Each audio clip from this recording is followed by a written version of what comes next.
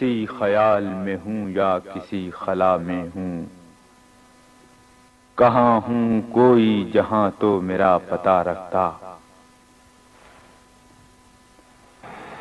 امجد صاحب، ہمارے ہاں کے بیشتر شاعروں کا شعری سفر جو ہے وہ غزل سے نظم کی طرف کر رہا ہے۔ آپ نے اظہار کے لیے جو ابتدا ہی سے نظم کو منتخب کیا، اس کی کوئی خاص وجہ تھی؟ میرے خیال میں اب جب اتنے وقفے کے بعد میں گزرے ہوئے وقت کی طرف خیال کرتا ہوں تو مجھے ایسا معلوم ہوتا ہے کہ میرا ابتدائی پرورش اور میرے اس ماحول میں جس میں میں وہ وقت اپنی زندگی کا ابتدائی وقت گزارا وہ اس قسم کا تھا کہ مجھے زیادہ تر فارسی اور عربی اور طب اور اس منطق اور اس قسم کی چیزیں پڑھنے کا اتفاق ہوتا تھا۔ کالج میں علیحدہ پڑھتا تھا اور ایک مسجد میں علیحدہ پڑھتا تھا، تو ایک تو یہ وجہ ہے۔ دوسرا، اس زمانے میں غزل کے بہت بڑے بڑے مراکز تھے، لیکن غزل اس زمانے میں ایک قسم کا مشغلہ بن کر رہ گئی تھی۔ زیادہ تر ہوتا یہ تھا کہ ایک مصرع طرح دے دیا جاتا تھا اور تمام شاعر اس پر اپنا انہیں قافیوں انہیں چند قوافی میں اور اس ردیف کے ساتھ اپنا مضمون بیان کرتے تھے۔ تو اس میں بڑے بڑے بعض اوقات لطیفے بھی ہو جاتے تھے، مثلا ایک میں فرمایت میں بیان کر تو یہ کہ ایک دفعہ مصرع طرح آیا، ناوک ناز نہ جانے کے کدھر سے نکلا، تو تمام شعراء نے اس زمانے میں اس شعر کہے اور تمام نے اس پر گرے لگائے۔ تو وہ میرا دوست جس کے پاس یہ رسالہ آیا، میں نے اس سے پوچھا صاحب وہ فیصلہ کیا ہوا، ناوک ناز کدھر سے نکلا؟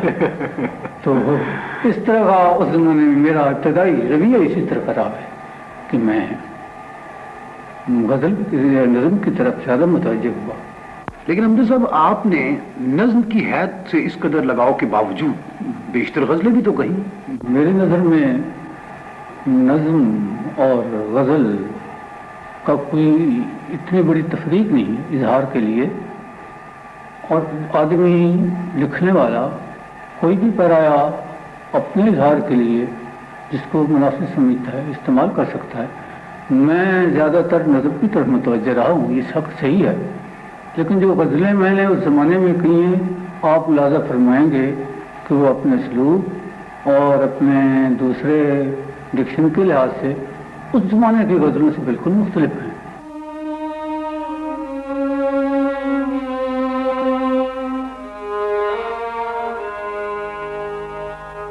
ایک ایک جھروکا خندب لب، ایک ایک گلی کوہرام،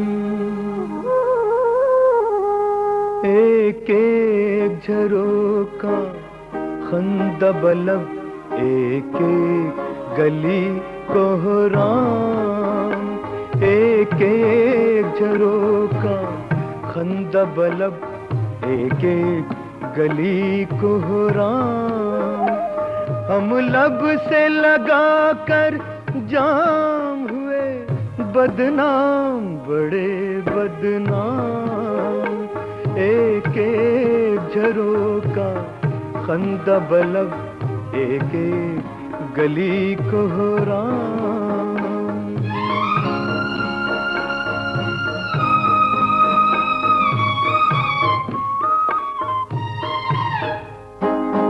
رت بدلی کہ صدیاں لوٹ آئیں، رت بدلی کہ صدیاں لوٹ آئیں، اف یاد کسی کی یاد، پھر سیل زمان میں تیر گیا ایک نام کسی کا نام، ایک ایک جھروکا خندب لب، ایک ایک گلی کوہرام۔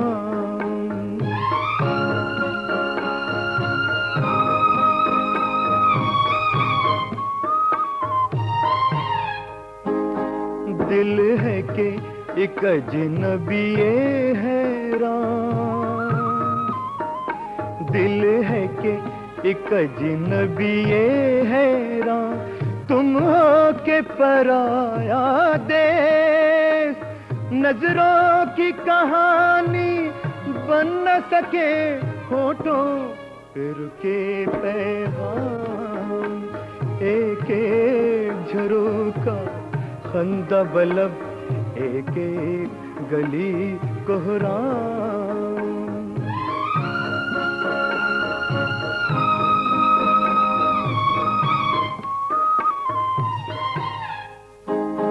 ہم فکر میں ہیں اس عالم کا، ہم فکر میں ہیں اس عالم کا، دستور ہے کیا دستور، یہ کس کو خبر اس فکر کا ہے، دستور دو عالم نام، ایک ایک جھروکا خندہ بلب، ایک ایک گلی کوہرام، ہم لب سے لگا کر جام ہوئے بدنام، بڑے بدنام، ایک ایک جھروکا خندہ بلب، ایک ایک گلی کوہرام، ایک ایک جھروکا خندہ بلب، ایک ایک گلی کوہرام۔ امجد صاحب، آپ کی نظموں میں زندگی کے سیاسی، نفسیاتی اور فلسفیانہ قسم کے موضوعات کی عکاسی تو بہت ملتی ہے، لیکن یوں محسوس ہوتا ہے کہ آپ نے اس بارے میں کسی مخصوص فلسفہ فکر یا کسی عقیدے کو اپنانے کی کوشش نہیں کی۔ فلسفہ فکر اور عقیدے کا یہ تو مختلف، شاید ان کے ایک ہی معنی ہو ان لفظوں کا، مختلف لحاظ سے دیکھا جائے تو، لیکن میں اس کو اپنا ایک شخصی رویہ کہوں گا جو میرے ذہن میں ایک رو کی طرح ہمیشہ موجود رہا ہے، ایک تسلسل کی طرح ہمیشہ میری زندگی کے ساتھ رہا ہے، اور میں نے اس کے تابع ہو کر اب تمام مضمون کو جو میں زندگی کی حقیقتوں میں دیکھتا ہوں، میں نے اس اپنے رویے کے تابع رکھ کر اس کو شعر کہا ہے۔ میرے ہاں یہ نظریہ ہے کہ میں ایسا محسوس کرتا ہوں کہ تمام ممالک میں، تمام کائنات میں، تمام تاریخ میں، تمام ارتقاء میں ایک چیز مسلسل زندہ رہی ہے، اور وہ عمل خیر کا تسلسل ہے۔ اس عمل خیر کے تسلسل کو جاری رکھنا ہر دور میں انسان کا فرض رہا ہے، ہر لحاظ سے فرض رہا ہے، اس دور میں بھی ضروری ہے۔ اور کون اس کے لیے ریاضت کر سکتا ہے، کون اس کے لیے مجاہدہ کر سکتا ہے، لیکن جتنا جس کے لیے کوشش ہو سکے میں نے ان واقعات کو اس طرح پر بیان کیا کہ پڑھنے والا اس میں ان مسرتوں کو حاصل کرے یا ان سے متاثر ہو کہ وہ مسرتیں اس سے مفقود ہو رہی ہیں یا کائنات سے مفقود ہو رہی ہیں، اور وہ ان کی طرف متوجہ ہو، تاکہ انسانی زندگی ان سچی مسرتوں سے لبریز ہو جائے جس کے لیے یہ کائنات پیدا کی گئی ہے۔ اور وہ لمحات ہمیشہ آتے ہیں انسانوں کی زندگیوں میں، قوموں کی زندگیوں میں، ایک دن میں متعدد بار آتے ہیں۔ اس کے لیے کون کوشش کرتا ہے؟ میں ان لوگوں کی تلاش میں ہوں۔ گزشتہ 40 سالوں سے وہ مصروف سخن ہیں۔ ان 40 سالوں میں بہت سے ادبی مارکے ہوئے، بہت سے ادبی بت بنائے گئے، ادبی گروہ بندیاں ہوئیں، اور ان کی رویداد اس زمانے کے جرائد اور کتابوں اور مضامین کی شکل میں شائع ہوتی رہی، لیکن ان میں مجید امجد کا نام کم نظر آتا ہے۔ اس کی غالب یہ وجہ نہیں کہ مجید امجد فنی اعتبار سے یا ادبی مرتبے کے روح سے فیض احمد فیض یا نون میم راشد یا میرا جی سے کسی قدر کم مرتبے کے حامل ہیں۔ امجد صاحب، آپ کے ہاں موجودہ زندگی کی ہنگامہ پرور مصروفیات سے اجتناب کا ایک بڑا مخصوص سا رویہ ملتا ہے، یعنی نہ تو آپ مشاعروں میں جاتے ہیں، نہ ہی کسی طور کسی گروہ سے متعلق ہیں، اور نہ ہی اپنی شخصیت کی کوئی پروجیکشن چاہتے ہیں۔ اس کی کیا وجہ ہے امجد صاحب؟ اس کی وجہ طور پر تو وجہ یہ ہے کہ میں نوکری کے سلسلے میں زیادہ عرصہ اس شہر میں رہا اور کافی میری سروس یہیں اسی شہر میں ہے۔ اس لحاظ سے بھی چونکہ ملازمت کی پابندی کو اس سے میں ادھر ادھر زیادہ نہیں جا سکتا۔ دوسری وجہ یہ ہے کہ میں ہنگاموں کو کی طرف میں راغب نہیں ہوتا۔ میرا خیال اگر نظم کی طرف ہو اور وہ نظم مکمل ہو جائے تو بھی مجھے تشفی نہیں ہوتی، اور اگر جس کو تشفی ہو جاتی ہے پھر وہ اس کو اٹھا کر لوگوں کے سامنے لاتا ہے اپنے آپ کو اسرٹ کرنے کے لیے۔ لیکن میں اس نظم سے کبھی میں مطمئن نہیں ہوا اکثر، اور پھر میں دوسرے خیال میں اور دوسری نظم کے خیال میں اور اس مضمون کے دوسرے پہلو میں مصروف ہو جاتا ہوں، پھر وہی سلسلہ اس طرح رہتا ہے۔ تو اس وجہ سے میں زیادہ نہیں کر سکا، حصہ نہیں لے سکا۔ ویسے بھی میں طبعاً ان چیزوں سے نفور، یعنی شخصیت کی اسرشن بھی آپ نہیں چاہتے؟ اس لحاظ سے کہ اگر شخصیت کی اسرشن نظم کے ذریعے سے ہونی ہے اور نظم کو میں مکمل اظہار نہیں سمجھتا جب میں نظم کہہ لیتا ہوں، تو میرے لیے اس نظم کے ذریعے سے اسرشن تو میرے لیے سودمند نہیں ہے، میں اس کو اچھا نہیں سمجھتا۔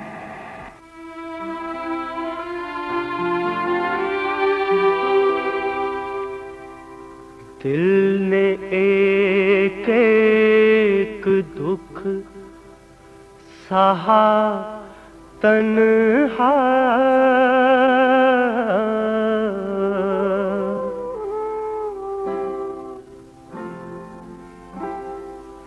دل نے ایک ایک دکھ سہا تنہا، دل نے ایک ایک دکھ سہا تنہا، انجمن انجمن رہا تنہا، انجمن انجمن رہا تنہا، دل نے ایک ایک دکھ سہا تنہا۔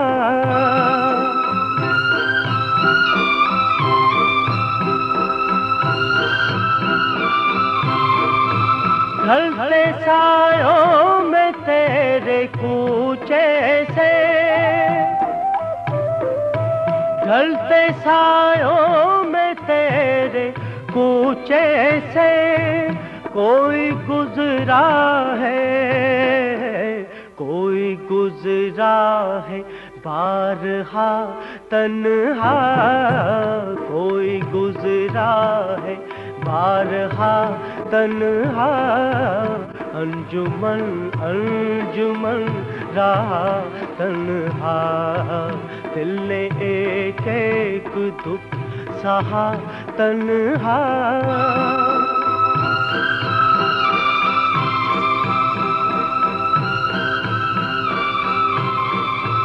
کونا یادوں کے برف زاروں سے،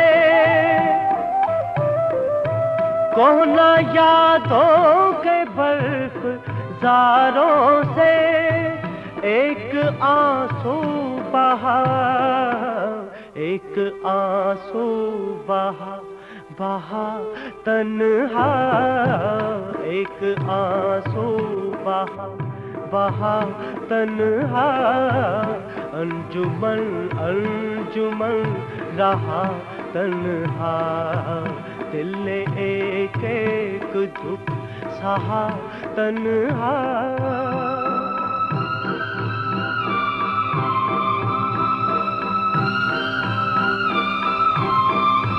ڈوب ڈوبتے ساحلوں کے موڑ پہ دل،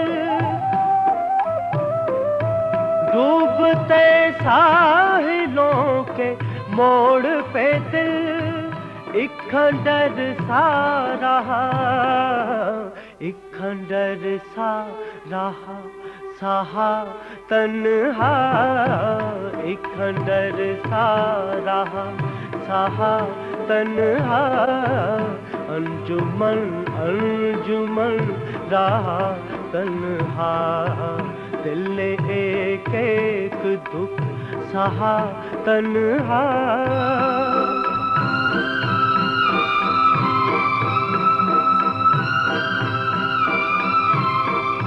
گونجتا رہ گیا خلاؤں میں،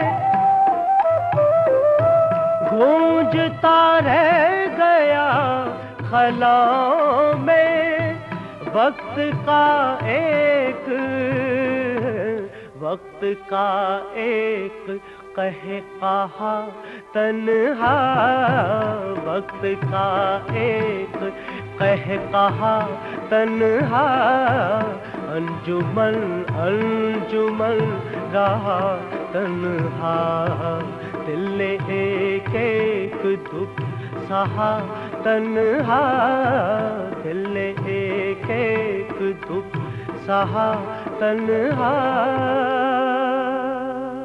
دراصل بات یہ ہے کہ جیسا آپ جانتے ہیں کہ پبلک ریلیشننگ یا تعلقات عامہ کا رویہ نہ صرف کامیاب زندگی گزارنے کے لیے ضروری ہے بلکہ فی زمانہ ایک شاعر کو مقبولیت حاصل کرنے کے لیے بھی تعلقات قائم کرنا ضروری سمجھے جاتے ہیں۔ لیکن اس کے برعکس مجید امجد صاحب ایک گوشہ نشین شخصیت ہے۔ وہ پچھلے دنوں میں مجھے ان کی بہت سی غیر مطبوعہ نظمیں دیکھنے کا موقع ملا جو کہ ابھی تک رسالوں میں شائع نہیں ہوئی، اور ان کے بہت سے مجموعے ان سے مرتب کیے جا سکتے ہیں۔ اور حیرت یہ ہے کہ ہمارے پبلشر اور ناشرین جن کو پتہ ہے کہ ایک اردو کا بہت ہی باہنر شاعر گزشتہ بہت سے سالوں سے مصروف سخن ہے، اس کی طرف ابھی تک رجوع نہیں کیا۔ اس کی شاید سب سے بڑی یہ وجہ ہے کہ مجید امجد تعلقات عامہ یا پبلک ریلیشننگ کی بجائے تعلقات کی دنیا کو منقطع کر کے گوشہ تنہائی میں بہت وسیع انسانی تجربات کے بارے میں اور غوث کرتے ہیں، اور ان کی نظمیں بڑے انہماک کے ساتھ تخلیق کر رہے ہیں۔ امجد صاحب، آپ کے ہاں جو امیجز ملتے ہیں وہ صنعتی معاشرے کی پیدا شدہ صورتحال سے متعلق ہونے کی بجائے فطرت کے زیادہ قریب ہمیں نظر آتے ہیں۔ اس کی جہاں تک میں جانتا ہوں یہ وجہ ہے کہ میں جب کسی نظم کا ارادہ کرتا ہوں، لکھنے کا خیال کرتا ہوں، یہ نظم میرے سامنے ایک خاص خیال کے ویولے کی طرح سامنے آتی ہے نظم، اور لازمی طور پر اس ویولا میں وہی اجزاء ہوں گے جو میرے قریب ہیں، اور میں انہیں کا ہی تذکرہ کروں جب اس نظم کو میں بیان کروں اور اس کو قلم بند کروں گا، تو میں اس اولین تاثر سے اور اس حیولے سے میں انحراف نہیں کر سکتا۔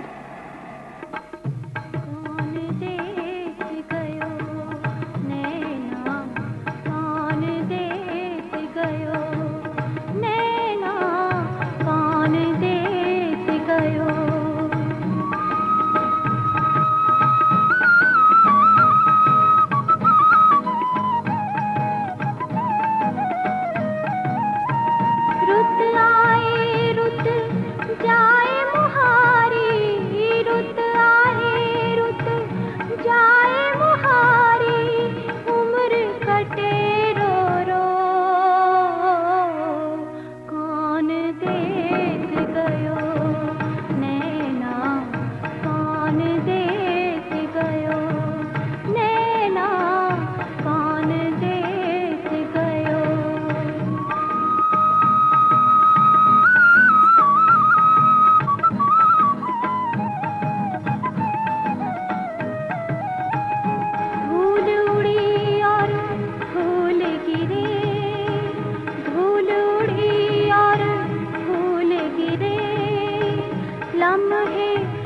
खुशबुएं झोंके उभरे फैले गए गए, उभरे फैले गए गए।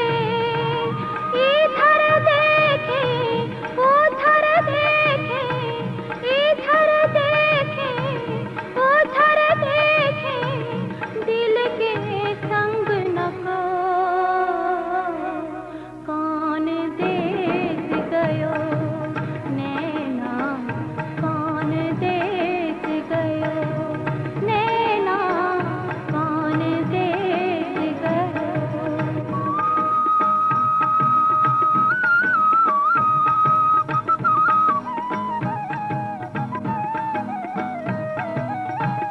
अब इन तपते वीरानों में कांटे चुन चुन और दुखे। अब इन तपते वीरानों में कांटे चुन चुन और दुखे, कांटे चुन चुन और दुखे। जाने तुम किस फूल भूम में, जाने तुम किस फूल भूम में झूम झूम हंसो, कौन देख गयो नैना, कौन देख गयो नैना, कौन देख गयो। कजरारे मतवारे नैना, नैना, कौन देख गयो नैना, कौन देख गयो नैना, कौन देख गयो नैना, कौन देख गयो नैना, कौन देख गयो। अमजद साहब, आपकी बेशतर ताज़ा नज़में जो देखने में आई वो यूं महसूस होता है जैसे एक ही वजन में लिखी हुई जी और उन नज़मों में आपका उसलूब भी नसर के बहुत ज़्यादा करीब नज़र आता। जी। यूसुफ काबुल सर, आपका ख्याल बिल्कुल सही है। मैंने इन नज़मों में एक ही बहर इस्तेमाल की है। जो मेरी लेटेस्ट नज़में हैं उनमें मैंने एक ही बहर इस्तेमाल की है और वो बहर मुरवजा और मुस्तामिला बहर है और उसमें लोगों ने बहुत पहले शेर कहे हैं, लेकिन इसको नज़म आज़ाद के सिलसिले में मैंने ज़्यादा इस्तेमाल किया है और मुझे इसमें बहुत कारआमद इसके इम्कानात मैंने देखे हैं। यानी ये एक आपका इनफरादी तजुर्बा भी है। मेरा इनफरादी तजुर्बा है। और दूसरा ये, अगर किसी को ये नज़र मालूम होती है तो नज़म को पढ़े, नज़म को तो नसर के तौर पर पढ़े, क्योंकि नज़म में जदीद मौजू के ट्रीटमेंट के लिहाज से मुमय्यज़ होती है, न कि किसी और बात से। तो इस लिहाज से वो उसको नज़म पाएगा, नज़म का तस्सुर हासिल करेगा। लेकिन अगर वो बहर से वाकिफ है उसके, तो उसको उस तरह पढ़ेगा, समझेगा कि बहर में है। मैं ऐसी नज़मों को नसरी नज़म के तौर पे भी पढ़ा जा सकता है। नसरी नज़म के तौर पे भी पढ़ा जा सकता है। बात यह है कि शायर जब किसी नज़म या गज़ल को तख्लीक करता है तो वो अपने तजुर्बे को एक फ़नी शक्ल के ज़रिए उसका इंतकाल कारी तक करता है। वो इसलिए कि वो जो ज़ाविया या जो जज्बाती हैत तख्लीक करना चाहता है वो भी कारी में उसी किस्म का रद्द अमल पैदा करे। मजीद अमजद साहब ने ये बहुत अच्छी बात कही कि वो बराह रास्त तरीके से सीधी सादी ज़ुबान में अपना माफ़ी ज़मीर बयान करना चाहते हैं। जिन लफ्ज़ों में हमारे दिलों की बैतें हैं, क्या वो लफ्ज़ हमारे कुछ भी न करने का कफारा बन सकते हैं? वाह वाह। क्या कुछ चीखते मैंने वाली सतरें सहारा बन सकती हैं उनका, जिनकी आंखों में इस मेरे देश की हद वीरों सिंहों तक है। ना साहब अपने लफ्जों भरे कनिस्तर से चुल्लू भर भी किसी को देकर हमसे हमारे कर्ज नहीं उतरेंगे। वाह वाह वाह।